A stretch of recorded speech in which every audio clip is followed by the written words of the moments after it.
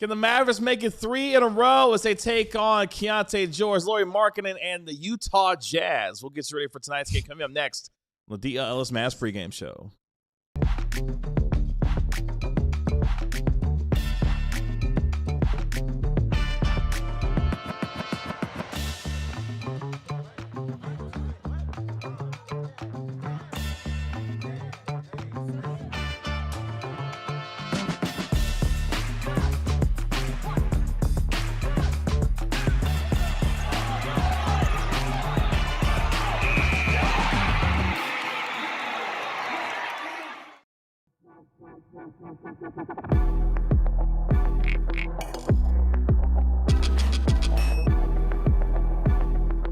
Welcome to the DLLS Mavs pregame show here on DLLS Sports. Appreciate you joining us here. Kevin Gray alongside our DLLS Mavs beat writer, Ron Harrod Jr., and our DLLS Mavs analyst, Bobby Curla. We are DLLS Mavs, your favorite guys, cover your favorite team. Even with all three of us, gentlemen, do the jazz hands. Come on, Ron. There we go. Oh, yeah. Oh, God. Yeah. Yeah.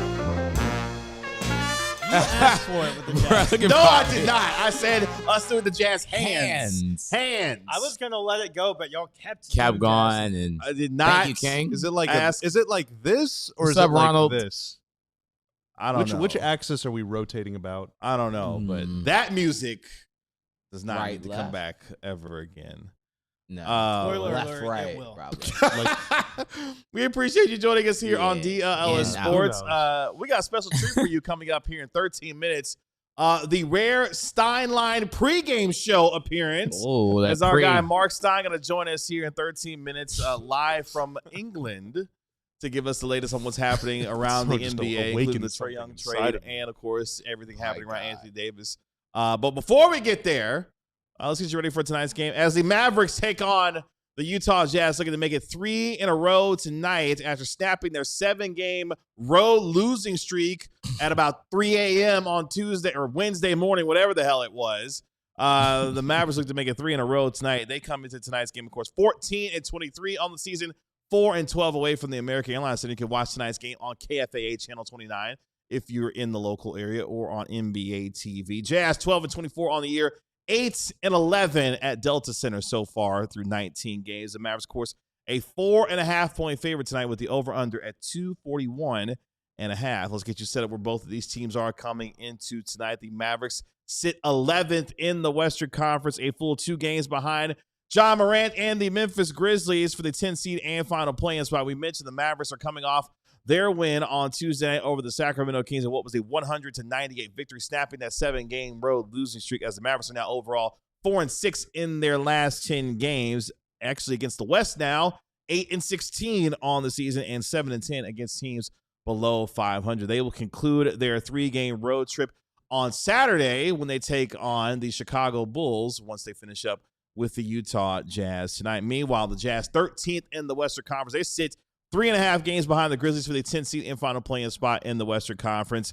They're on the second night of a road home back-to-back. They lost their 5th straight game last night in overtime to the Oklahoma City Thunder. Shai Gilgeous-Alexander's bucket to at the end of regulation got it into overtime, and OKC was able to get it done in the final frame as the Utah Jazz lost 129-125 to finish up their 4-game road trip, 0-4 on said road trip, including now 5 straight losses. They're 2-8 overall in their last 10 games and just 7-18 against the West, but they are 7-7 against teams below 500 so far this year. They're in a stretch of playing 9 of 11 on the road. They've got a home game tonight with the Dallas Mavericks, and then they'll be at home again on Saturday against LaMelo Ball and the Charlotte Hornets before they embark on what will be a 5-game road trip after that. So that gets us to the Carell Illustrator scouting report on what he's looking for in tonight's game. 2 things. Number 1, Keyonte George over his last 12 games. He's averaging 28 points, 7 assists, 5 rebounds, 1.2 steals. Really doing the city of Louisville proud. 43% from 3, almost 44%, and that's on more than 8 attempts per game. There's a bug in here. It is January.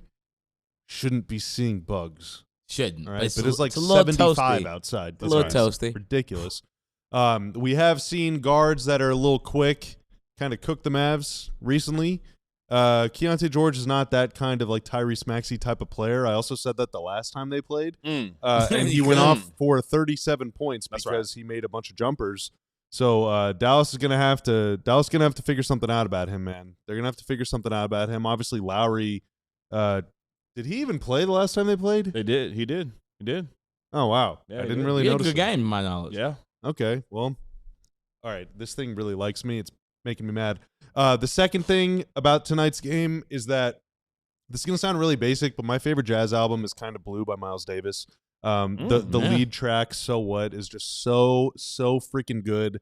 I enjoyed trying to play that trumpet solo as best as I could in high school to imitate him, and I was You never played the trumpet in high school? Yeah. Oh, okay. I was never nearly as good as Miles Davis, obviously, but it was fun. I also really like Blue and Green. Freddie Freeloader's good too. It's a very iconic album. But I played the trombone Kinda growing Blue up in junior high and high school. Oh yeah? Trombone. Oh, nice. Yeah. Nice. Look at us. So I that's play drums. What do you play, Ron? I played the viola because that's what we had to play violin, viola, or bass. okay. Well, that could transition to guitar. All right. So We can make our trumpet, own trombone, guitar, Drums. We got a ska I also band. play the guitar. All we need is a singer and a bass player. That's All right. right. And we got a ska band. I already know how to skank. I can play I bass. can transcribe. I can play bass too. Oh, you can play Oh, yeah? bass too? Oh, okay. Well, we do need a drummer then. All right. So if you're a drummer, It'd be nice. Okay. Singer. I've always wanted to play live Streetlight Manifesto's cover of "Such Great Heights." It's a great song. I play trumpet as well. Ball knower. Shout out the trumpet players. Let's go, man. Dragon's Let's Blood. go. Let's go. That's my scouting report. Oh, okay. All right, cool. All right, awesome. I mean, Sarah everything's got to happen faster tonight. Okay. Well, Yeah. Sarah says she plays cello. She'll be in the Shout band out to too. cello, man. Cello, you got a bass. Oh, let's go. That gets us to our lead story going into tonight's game, and it's if the Mavericks can keep the winning going, because right now, check this out. They're looking for just their second 3-game win streak of the season. That's right. They only have one. The last time they won 3 straight games, that happened November 29th through what was December the 3rd when they beat the Clippers, Nuggets, and the Miami Heat in succession, as the Mavericks did, of course, snap their 7-game road losing streak on Tuesday against Sacramento. They're looking for back-to-back road wins for the first time. Check this out. Since November 29th and December 1st, when they beat the Clippers and the Nuggets as a part of that 3-game winning streak, the last one and only one that they've had so far this year. So, Ron, if the Mavericks are trying to make up any potential ground in the play-in, tonight will go a long way to helping them do that, as they will play the Jazz 3 times in the next 9 days, starting tonight. Yeah, well, they better get used to seeing this team again. Lauri Markkanen has been a really good player all year. He's a stretch 4. He plays small 4 for this team sometimes, even at his height. Keyonte George has been good. This team has a lot of shooting when you have those 2 guys that run a lot of pick and rolls. It's a team that can get downhill with Keyonte George. Just looking at some good old stats. So we got when Keyonte George and Lauri Markkanen share the floor, which is 729 minutes, they're only a minus 2.4. And while, yeah, sure, is a negative net rating great in the grand scheme? No, but you have to understand when a team's like lost a lot of games, only be a negative 2.4 in over 700 minutes is actually relatively good. Their offense, when they're on the floor, is 119 offensive rating. They have a 60 true shooting percentage with both of them share the floor. They have they grab 31% of their offensive rebounds when they're both on the floor. That duo has been very, very dangerous and actually might kill the Jazz's tank. We'll see, kind of see what happens. We do have the starting lineup for the Dallas Mavericks. Point Flagg one more time as Najee Marshall. Point Najee. Well, no. Point Flagg. It's going to be Cooper Flagg, Najee Marshall, Woohoo! Max Christie, Anthony Davis, Daniel Gafford. That will be your starting 5 once again for your Dallas Mavericks. All right. Nasty ball. How many 3-point attempts in the first quarter? Negative 3. I'll go more or less 3.5. They'll owe us 3 points. Oh, they'll owe us. They'll owe us. They'll be in debt to us. I'll go 3. Yeah, I'll go 3. I'm going to say 6. Made or attempted? They're just attempted. Made. 1 made. If they take 6 Probably threes in the 2. first If they quarter, make 2 threes in the first quarter, I think they're going to go 2 for 6 from 3. All right. Stop. That guy is not wearing a Mavs jersey. But the Mavs traded him. Okay, so is MMT. that Rudy Fernandez? Oh, he was Okay, so technically sniper. he wasn't even a Mav. That's They the traded thing. him. They traded for him and traded him again. Yeah, that was a whole weird thing. I know. It was a whole weird thing. They ended I up gotta trading. mix it up on you. I can't keep it. They traded him for the pick that became Jordan Hamilton, right? Or did they trade the Ew. pick that I became thought they Jordan traded Hamilton him. for him? I think it was that, and then they traded him for Corey Brewer. I thought, Yeah. or something like. No, they traded. the Brewski. Yeah, Corey Brewer was, I think, part of that deal or something. I don't know, because that what a disastrous chapter in Mavs history. Rudy can shoot it, man. Well, he refused to play for the Mavs. Oh, he did when he shoot for Dallas. Yeah, Dang. Rudy had a good career though. he did the Mavs really could have used him. I was Yeah. excited about. He was that from trade. Yeah, me too. Spain, It right? was a good trade. España. I remember his best days, if I remember correctly, were with the Portland Trailblazers. If I remember correctly. Yeah, I'm like, what were his Yeah, he main played for the teams? Blazers in that series against the Mavs. Yeah. and Was that Roy years? Dame years? Like, who was the star? Brandon Roy That was Brandon Roy Mhm. years. and LaMarcus Aldridge and Wesley Matthews and Oh, that's a good squad. Nick Batum and Marcus Camby and Rudy Nicholas Batum been out Fernandez. for forever at this I know. rate. Batum's been on some gracious, teams, man. Batum played with This what Kemba. year? This got to be year 15, 16 for Nicholas Batum at this rate. Maybe Who can say? 16, 17 years at this point. He's I mean, been year around. 18 for Rise. So. Yeah, it's been around forever, man. For the Utah Jazz, they're going to be led by Lauri Markkanen, who is averaging nearly 28 points per game so far this year. That's 11th in the NBA. He's averaging over 7 rebounds per contest as well in 31 games so far this year. Bobby mentioned how well Keyonte George has been playing, averaging over 24 points per game so far this year and giving you nearly 7 assists per contest. That's 13th in the association through his first 35 games. Mavericks going to be led, of course, by the big man, Anthony Davis, who is averaging over 20 points per game and nearly 11 rebounds per contest in 18 games so far. And Cooper Flagg, who, of course, the last time these two teams got together in Salt Lake City, all Cooper Flagg did was drop a Mavericks tying rookie record, 42 points, going 13 of 27, and went 15 of 20 from the free throw line. So Cooper Flagg loved himself his first time in Salt Lake City with the 42 points that he had, albeit, unfortunately, in a losing effort. The statistical profile of the Jazz reads something like a team that would be where they Peja. are. What? That's Oh. an easy one. Stojakovic. Yeah, that's easy. That's Peja. Yeah, for sure. Jazz 15th in offensive rating, last in defensive rating, 5th worst overall net rating in the association, 4th in points per game, though. They can't put up a ton of points. They just give them all back on the defensive end because they're just really bad on the defensive end. They are 18th in three-point percentage and 8th in free throw percentage. 30th. They rebound the ball well offensively, 10th in the NBA as far as offensive rebounds are concerned. Second of 4 regular season meetings between these two teams. I mentioned a little bit earlier. They will play each other 3 times in the next 9 days. Will these two teams, as the Mavericks conclude their road trip on Saturday against the Chicago Bulls? Of course, the last time these two teams got together was back on what was December 15th in a 140-133 overtime shootout where Cooper Flagg had those 42 points and Keyonte George had 37 in the win for Utah. These two teams will see each other in a baseball series starting on January 15th. They'll play on January 15th, have a day off, and then they'll play on the 17th right here at the American Airlines Center. That's a lot of games It's a lot of games against the in same. very few days. Yeah, against the same person, team, whatever. Real quick before we get Pierre Mark. Jackson. That's a Baylor Bear. I should have known you would include him. Oh, that's the GOAT, AJ Hammonds. Come on, dude. I flew on an airplane with AJ Hammonds. Well, we flew commercial together. Like, We flew commercial together. AJ and I, and there was like 100 other people on the plane, but AJ and I flew together from Dallas to Las Vegas commercial for Summer League in 2016. Oh, nice. Wow. What did you all talk about? Well, I was sitting a row behind him, so we didn't talk at all. He was in first class. I was like the front of the. I was outside first. Yeah, I was the front of the commoner section. Okay, cool. Best of the worst, huh? Yeah, good dude. I have a funny story about him that I will tell you guys after this. Okay, Yikes. I shouldn't have even said that. that's okay. It's nothing embarrassing. I just can't tell this story on. Platforms. Let's let you know who's in and who's out real quick before we get signed off. For your Mavericks, PJ Washington going to miss his second straight game with the right ankle sprain that he is dealing with. Brandon Williams, though, he is available. He popped up on the injury report today with a right heel contusion, but he is available and good to go. Musa Cisse getting the game saved for him as he continues to be on that two-way deal. Meanwhile, for the Utah Jazz, Yusuf Nurkic is out tonight. He's dealing with a left toe sprain, commonly known as turf toe. Ace Bailey, he's also out tonight, dealing with a left hip flexor strain. Walker Kessler, of course, out for the season. George Niang out with a left foot stress Nurkic fracture. has played 0 of the games against the Mavs since Sucks. Najee Marshall punched him last year. That is 100% Just want that to be noted. Sucker.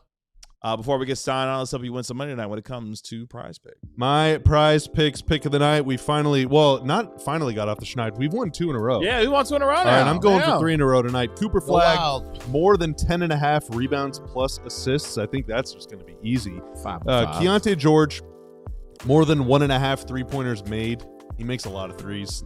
And more than 4.5 assists. That's it. That's my pick.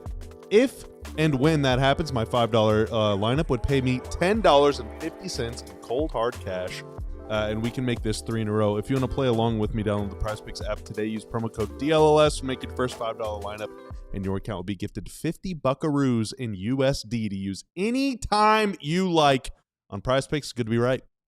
Tip-off is at 8 p.m. You can watch the game on KFA Channel 29 locally or on NBA TV. If you're out of market, we go out of market right now. We actually go overseas right now as we welcome in There he our is. national NBA insider. You can always dial up the Stein line at the Stein line. The rare pregame appearance for our guy Mark Stein. Mark, what's going on? I apologize, my friends, that this is probably not the clearest picture we've ever had from me, but I kept the camera and the whole setup exactly where it was yesterday when I successfully got through an hour of Sirius XM radio at 5 in the morning local time. And so I'm superstitious about this stuff. Wanted to make sure that the equipment stayed exactly where it was. So if I do this again from here, I know I need to find a better location in the room. But the important thing is that you can somewhat see me and hopefully hear me. Yes, we got you loud and clear. We see you well enough. Yep. So we appreciate you hanging out with us here. And we know it's late in your part of the world right now. So let's just get into it. Obviously, you were the first to report that the Wizards, Ron, were a destination for Trae Young. And all of a sudden, Trae Young is out. Corey Kispert's out. CJ McCollum, who rarely misses games, he was also out all of a sudden. And then we see a trade commence where Trae Young headed to the Wizards after 7 seasons with Atlanta. Corey Kispert and CJ McCollum in exchange go to Atlanta. What more can you tell us of what it means for any potential Anthony Davis situation between the Hawks and the Mavericks? Well, it is interesting. We should know it. I don't think the teams have officially announced this trade. In fact, They have before I joined you guys, I saw the Atlanta Hawks actually had Trae Young on their injury report for tomorrow night's game as out, not with team. So technically, the trade still has to go through, I believe. But yeah, look, I think we've established this pretty clearly by this point. There was no way the Hawks could trade for Anthony Davis if Trae Young was still on the roster, because they just couldn't risk that scenario of Trae Young staying on the team beyond the trade deadline and then opting in. And now you've got Anthony Davis due to make $58+ million next season and Trae Young due to make $49 million next season, and widely expected to pick up his player option because there is not forecasted to be a robust free agent market for Trae Young. So now the Hawks don't have to worry about that. They do have the financial flexibility to take a big swing now or wait until after the season, wait until the offseason. We'll see how motivated they really are, because the Hawks, because of the Porzingis expiring, because of the Luke Kennard expiring, can get to AD's money range pretty easily. They still got to put in one mid-tier salary in there. But as we've talked about, the behind-the-scenes rumbles have been that the Hawks do not want to part with Risa Shea. How firm is that stance? Question number 1. Question number 2 is, how good would the draft compensation be that Atlanta is willing to put into this deal? And as of January 8th, I think today is still January 8th. Is that right? Yes. Like, you hear, you're getting mixed signals when you check around the league about yes, the Hawks want him, and no, the Hawks will only go so far. So Well, it's Mark, going to can take. I jump in? Can I jump in? Yeah, jump in. So the Hawks traded away Trae Young, who's been the face of their franchise for like 6-7 years now, or I guess 8 years. I don't know. It's 2026. Whatever. Okay, Zoomer.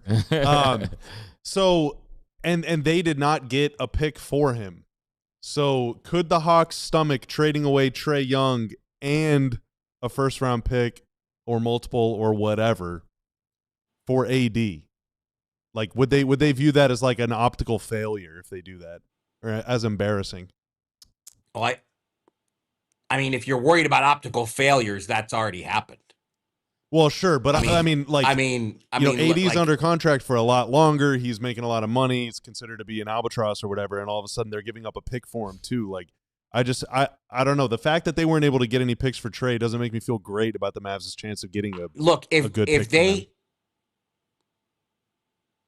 Actually, I guess I see it the other way, because the Hawks are not known as a free spending franchise. To me, if they move now for Anthony Davis to take that money on, that's a really aggressive, uncharacteristic move for that franchise. So, like I said, the trade of Trae Young ultimately didn't shock people, because we've been talking about it since Monday and it happened Wednesday. But when you step back and imagine if this was a Hawks podcast instead of a Mavericks podcast, like, I really want to ask my Hawks fan friends to make sure I'm getting this right. I don't want to speak for Hawk fans, but outside of Dominique Wilkins, I can't really come up with a more popular player in Hawks history than Trae Young, who, they didn't draft Luka Doncic. They had they had the 3rd pick. The Mavs had the 5th pick. The Hawks said, we're not going to draft Luka Doncic, but you know what we're going to do? We're going to trade that pick to Dallas. We're going to get a 2nd first-round pick that became Cam Reddish, and the combination of Trae Young and Cam Reddish will outperform Luka Doncic. Ooh. That did not happen for the Atlanta Hawks. Ooh. So they've already got to live with that. But despite that, and despite seeing the player that Luka became, Trae Young was a very good performer for them as the number 5 pick, led them to the conference finals once. And like I said, I think if you ask Hawks fans, he is a very, he's in that conversation. He's, Dominique Wilkins remains like the Hawk of all time, but Trae's not far off. He's up there. Top 2, top 3 at worst. Yeah. And so I think for those fans to see that, again, we are in the aprons era, and this is a different time in the NBA, and players who make big salaries, if they're not producing or not staying on the floor or whatever the reason is, like, it's tough to make that kind of money in today's NBA and not deliver to the highest level. And so, Trae Young is one of the players who's like in this, he's always been a max level guy. And, Washington was the only team in this mix. The Wizards, the only team that was willing to take that contract on. And that, to me, is stunning, that part of it. And just that this is the way it ends for the Trae Young era in Atlanta. Like I said, I do not want to speak for Hawks fans, but I'm sure a lot of them are pretty down right now, because this ended with a serious whimper. And I wanted to, because essentially Trae Young was salary dumped to the Wizards. I mean, they got one expiring and one player making $13 million. Essentially a salary dump with no picks, swap between either team. Does that kind of scare you and thinking that Anthony Davis might become more of a salary dump than the Mavs get like assets type player at this point if Trae Young's getting salary dumped? It doesn't scare me because it is not my trade to make, but I get what you're saying. Yeah, I mean, look, I think we've done this exercise amongst ourselves. I've asked Kevin Gray so many times that if the Hawks were willing to give you If the Hawks were willing to give the Mavericks 1 first and resachet, would you do it? And I think from Kevin Gray, it's a pretty resounding yes. Am I right on that one? Yeah. Corella Strader? What's that? Resachet and 1 first. The best you get from the Hawks is resachet and a future first that is not that Derek Queen New Orleans pick. Is that enough for you? You asked me that a couple weeks ago, and my answer is the same as it was then, which is, I wouldn't feel great about it, but if it is what it is, then it is. It's not enough. It's not enough for me. I would wait. I would wait until the offseason.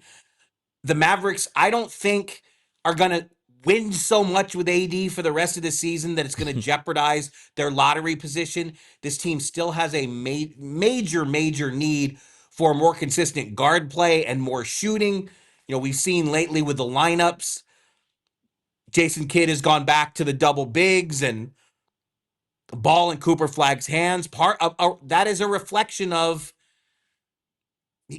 that the point guard options clearly aren't appealing enough at the current moment in time. So let me ask you this real quick. So with respect to that, then, how would you characterize the aggressiveness at which the Mavericks are shopping Anthony Davis at this point, as we're less than a month away from the trade deadline? How aggressively are the Mavericks shopping him, as you understand it? It's hard for me to characterize it. I don't think it's the way it's being described, that they're just calling every team trying to move him. I don't think it's that. But we're close enough to the deadline now that everyone is on the phone with everybody. So inevitably there are going to be discussions. But I think the Mavs already have a pretty decent handle on how far teams are willing to go.